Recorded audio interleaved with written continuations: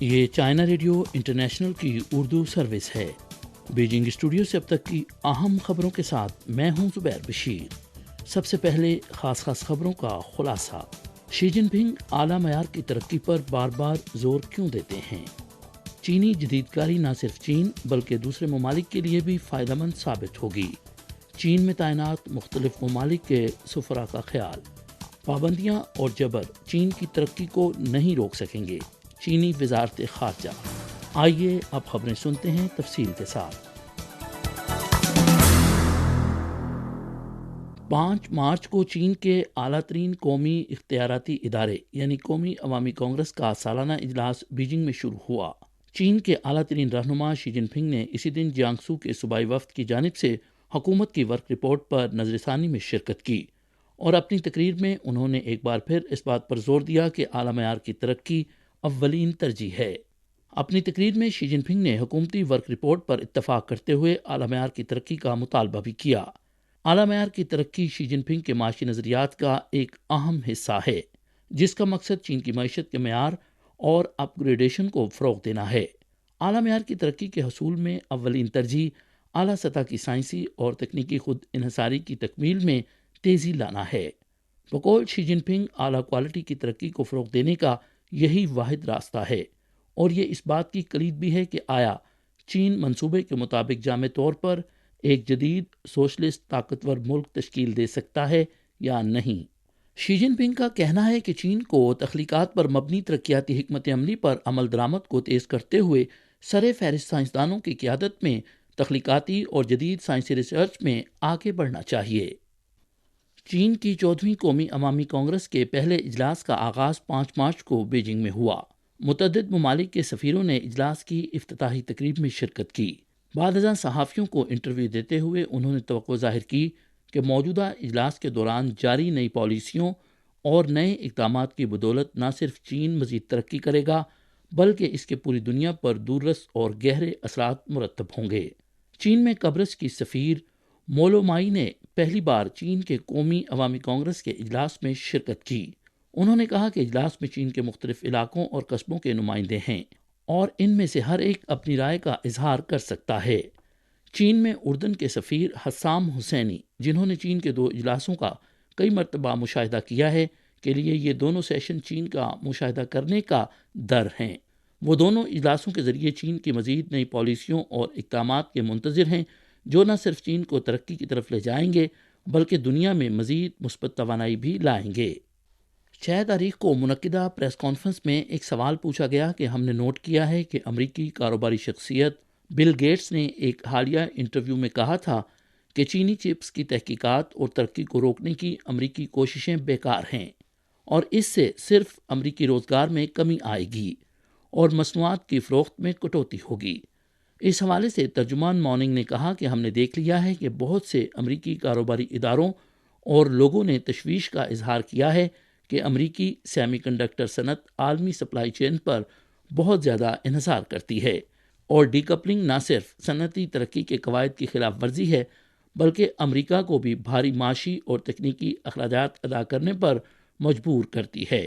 Boston consulting group کی پیشگوئی کے مطابق اگر اسے چین سے مکمل طور پر ڈی کپل کر دیا جائے تو امریکی سیمی کنڈکٹر صنعت اپنے عالمی مارکیٹ شیئر کا 18% اور آمدنی کا 37% کھو دے گی اور 15,000 سے 40,000 اعلیٰ ہنرمند ملازمتوں سے محروم ہو جائے گی۔ ماننگ نے کہا کہ امریکہ کو اپنی سائنسی اور تکنیکی بالادستی برقرار رکھنے کے لیے دوسرے ممالک کو ان کے ترقی کے حق سے محروم نہیں کرنا چاہیے۔ حقائق نے ثابت کیا ہے کہ پابندیاں اور جبر چین کی ترقی کو نہیں روک سکتے بلکہ چین کے عزم اور اپنے پیروں پر کھڑے ہونے اور سائنس اور ٹیکنالوجی میں جدت طرازی کی صلاحیت میں اضافہ کریں گے۔ اطلاعات کے مطابق جاپانی وزیر اعظم فومیو کیشیدا نے کہا کہ جاپان رواں سال موسم بہار سے موسم گرما تک فوکوشیما کا جوہری آلودہ پانی سمندر میں چھوڑے گا، اور انہوں نے یہ بھی کہا کہ فوکوشیما کی تعمیر نو کے لیے اس تاریخ کو ملتوی نہیں کیا جا سکتا۔ اس سلسلے میں چینی وزارت خارجہ کی ترجمان ماننگ نے 6 تاریخ کو ہونے والی باقاعدہ پریس کانفرنس میں کہا کہ چین، جنوبی کوریا، شمالی کوریا اور روس سمیت دیگر جاپانی ہمسایہ ممالک اور بحر الکاہل کے جزیرے کے ممالک نے جاپان کے جوہری آلودہ پانی کو سمندر میں چھوڑنے کے منصوبے پر بار بار تشویش اور شدید مخالفت کا اظہار کیا ہے۔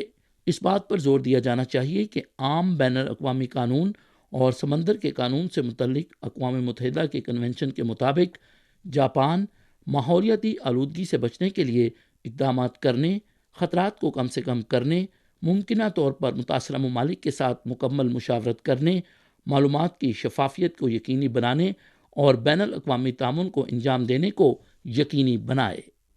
چین کی ریاستی کونسل کے انفارمیشن آفس کی طرف سے منعقدہ پریس کانفرنس میں قومی ترقی و اصلاحاتی کمیشن کے ڈپٹی ڈائریکٹر چاؤ چنگ شن نے کہا کہ رواں سال میکرو پالیسی ریگولیشن پر عمل درآمد مزید بہتر بنایا جائے گا، پالیسیوں کے تسلسل اور ہم آہنگی کو برقرار رکھا جائے گا، تاثیر اور مطابقت کو فروغ دیا جائے گا اور مختلف پالیسیوں کی مجموعی ہم آہنگی کو مضبوط کیا جائے گا۔ قومی ترقی و اصلاحاتی کمیشن کے ڈپٹی ڈائریکٹر نے مزید کہا کہ گھریلو طلب کو وسعت دینے کی حکمت عملی کے نفاذ کو باضابطہ طور پر سپلائی سائیڈ اسٹرکچرل ریفارمز کی ترقی کے ساتھ جوڑا جائے گا اور شہریوں کی کھپت کی صلاحیت کو مزید بہتر بنایا جائے گا تاکہ ایک جدید صنعتی ملک کی تعمیر کو تیز کیا جا سکے۔ ان کا کہنا تھا کہ طلب اور رسد کے درمیان زیادہ بہتر توازن کے فروغ کے لیے اعلیٰ معیاری مصنوعات کی تیاری اور خدمات کی فراہمی کو بہتر بنایا جائے گا۔ China federation of logistics and purchasing نے 6 مارچ کو فروری کے لیے عالمی مینوفیکچرنگ پرچیزنگ مینیجرز انڈیکس جاری کیا۔ انڈیکس میں مسلسل 2 ماہ تک ماہ بماہ اضافہ ہوا اور یہ 50% کے قریب پہنچ گیا، جس سے ظاہر ہوتا ہے کہ عالمی معیشت استحکام اور بحالی کے ابتدائی اشارے دکھا رہی ہے۔ ماہرین نے کہا کہ چین کی مینوفیکچرنگ انڈسٹری کی تیزی سے بحالی عالمی مینوفیکچرنگ انڈسٹری کے ابتدائی استحکام کے لیے اہم محرک قوت ہے۔ فروری میں عالمی مینوفیکچرنگ PMI 49.9% تھا، جو جنوری کے مہینے کے مقابلے میں 0.7% زیادہ ہے اور 50% کے قریب ہے۔ علاقائی انڈیکس کے لحاظ سے دیکھا جائے تو ایشیا کا مینوفیکچرنگ پرچیزنگ مینیجر انڈیکس 51% سے زیادہ پر پہنچ گیا ہے، جبکہ امریکہ، یورپ اور افریقہ میں مینوفیکچرنگ PMIs 50% سے کم ہیں۔ ماہرین کا کہنا ہے کہ چین کی مینوفیکچرنگ انڈسٹری کا انڈیکس PMI 52% سے زیادہ تک پہنچ گیا ہے، جو عالمی مینوفیکچرنگ انڈسٹری کے ابتدائی استحکام کے لیے اہم محرک قوت ہے۔ جنوبی افریقہ کی وزارت خارجہ کے محکمہ قومی تعلقات و تعاون کے ڈپٹی ڈائریکٹر جنرل اور ایشیا اور برکس امور کے خصوصی ایلچی سکرل نے حال ہی میں چائنا میڈیا گروپ کو دیے گئے ایک انٹرویو میں کہا کہ نارڈ سٹریم قدرتی گیس پائپ لائن پر دھماکہ دہشت گردی کی ایک دانستہ کارروائی ہے اور اس کے ماسٹر مائنڈز تک پہنچنے کے لیے مکمل تحقیقات ضروری ہیں۔ انہوں نے کہا کہ کسی بھی ملک کو عالمی سلامتی کے معاملے پر دوہرا معیار اپنانے کا حق نہیں۔ سکرل نے کہا کہ ایسے اشارے ملے ہیں کہ نارڈ سٹریم پائپ لائن کو ایک عالمی اینٹی نے سبوتاج کیا، لہٰذا بین الاقوامی برادری کو اس واقعے کے حقائق معلوم ہونے چاہیے۔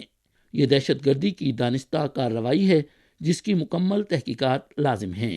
انہوں نے مزید کہا کہ ہم یہ قبول نہیں کر سکتے کہ کوئی ملک ایک طرف عالمی سلامتی کے معاملات پر انگلیاں اٹھائے اور دوسری طرف عالمی سلامتی کے اصولوں کو سبوتاج کرے۔ ہنگری کی پارلیمنٹ کے صدر کیول لاسلو نے حال ہی میں مقامی میڈیا کو انٹرویو دیتے ہوئے کہا کہ یوکرین کو فوجی حمایت فراہم کرنے سے نیٹو اور یورپی یونین کے کئی ممالک روس یوکرین تنازع میں ملوث ہو گئے ہیں۔ انہوں نے کہا کہ ہنگری پارلیمنٹ نے ابھی تک فن لینڈ اور سویڈن کی نیٹو میں شمولیت کے لیے درخواست پر فیصلہ نہیں کیا۔ اگرچہ ان کی نیٹو میں شمولیت کے بڑے امکانات ہیں، تاہم ان کی نیٹو میں شمولیت سے سیکیورٹی بڑھنے کی بجائے روس کے ساتھ نیٹو ممالک کی سرحدوں کی لمبائی مزید زیادہ ہو جائے گی۔ روس یوکرین تنازع شروع ہونے کے بعد ہنگری نے بارہا امن کی اپیل کی ہے اور مغرب کی طرف سے روس پر پابندیوں اور یوکرین کو اسلحے کی مسلسل فراہمی کی مذمت کی ہے۔ یہ تھیں چائنا ریڈیو انٹرنیشنل کی اردو سروس سے اب تک کی اہم خبریں۔ زبیر بشیر کو اجازت دیجیے۔